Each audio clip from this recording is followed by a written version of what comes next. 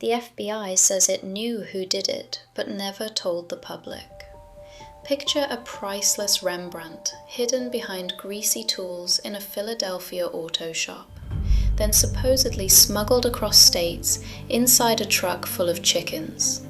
If even part of that story is true, the world's greatest art theft stayed alive in plain sight, and someone took the secret to the grave.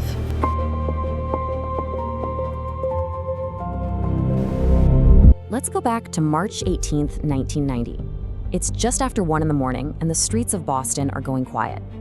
A handful of late-night revelers are stumbling past a pale stone building on the Fenway, a private museum.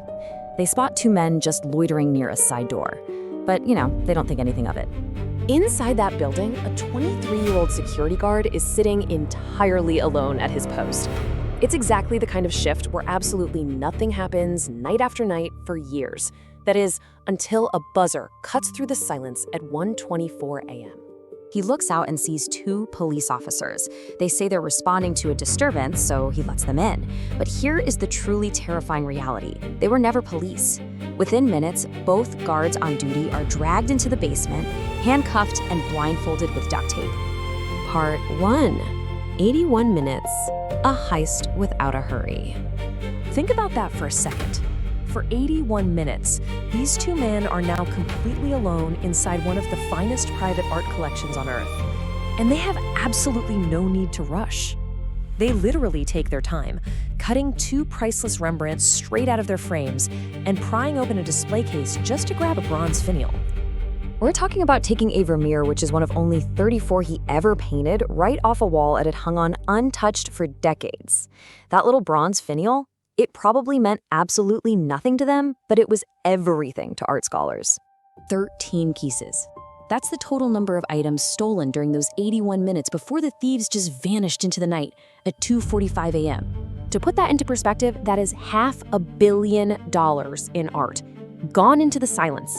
Naturally, the investigation started with that 23-year-old guard who buzzed them in. He lived his entire life under this massive cloud of suspicion, denying it right up until his death.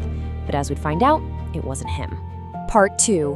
A hunt for faces, 3 decades of false leads. Because the simplest explanation, an inside job, explained nothing, investigators ended up chasing shadows for decades. You had professional art thief Miles Connor Jr. blaming an old partner, Bobby Donati. But Donati was murdered before anyone could question him. Then there was Whitey Bulger, the notorious Winter Hill gang boss, who guarded his turf incredibly fiercely. People wondered, did Bulger's network provide the fake police uniforms? Or consider the fire alarm that was tripped during the heists. Was that the calling card of Irish paramilitary operatives? It's a crazy thought, but despite decades of federal tracking, absolutely no evidence tied Bulger or the IRA to that building. Fast forward to the 2010s, and a new name surfaces. Robert Gentile, a Connecticut man with organized crime ties. The widow of a mob associate actually told agents her late husband had personally handed 2 of the stolen paintings to Gentile at a meeting up in Maine back in 2004. The FBI put relentless pressure on him. Gentile failed an FBI polygraph so badly that investigators put the odds he was lying at above 99%. But despite years of undercover stings, he never changed his story, right up until he died in 2021, still insisting he never had the art. Donati murdered, Gentile dead, the guard dead. It's chilling when you sit back and realize that all these prime suspects took their secrets straight into the ground. It's almost as if the story was quietly picking off every witness who might have finally closed the case for good. Part 3, the 2013 dead end. The FBI goes quiet. In a really vague 2013 press conference, the FBI mapped out the unconfirmed route the art allegedly took. Through the Connecticut underworld, down to the Philadelphia area, last sighted around 2003. They claim they knew the organization responsible, but stopped talking due to the statute of limitations. And then, complete silence for 11 years. The trail went totally cold. Part 4, the chicken truck. The 2026 revelation. When lead FBI agent Jeffrey Kelly retired, he published his 2026 case file book, 13 Perfect Fugitives, and dropped an absolute bombshell. After 30 years of mythology about criminal geniuses or foreign intelligence operations, the truth was devastatingly simple. There was no mastermind. His files introduced us to an informant known as Meatball, Ronnie Bowes. Now, his untested, secondhand testimony placed a stolen painting at a Philadelphia auto body shop in the early 2000s, which perfectly matched that abandoned FBI timeline. Meatball claimed Robert Gentile held the stolen Rembrandt seascape there in a cardboard box. And get this, Gentile supposedly called it a worthless liability because it was just too famous to ever sell. But the most heartbreaking indignity of all, this irreplaceable masterpiece had traveled to Philadelphia, buried under poultry crates inside a truck used to transport live chickens. Smaller men, smaller motives.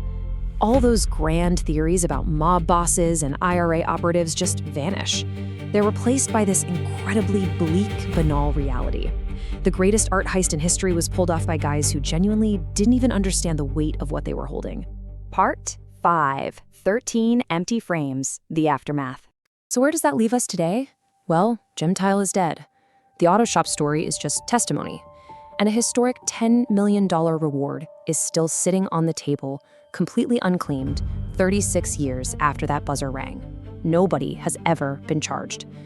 And tragically, not a single piece has ever come back. If you go to the museum today, the frames in the Dutch room are still completely empty, hanging exactly where the paintings used to be. It leaves us with a genuinely haunting uncertainty. And one final question: what happens to the truth when we realize we've spent 3 decades believing the wrong story?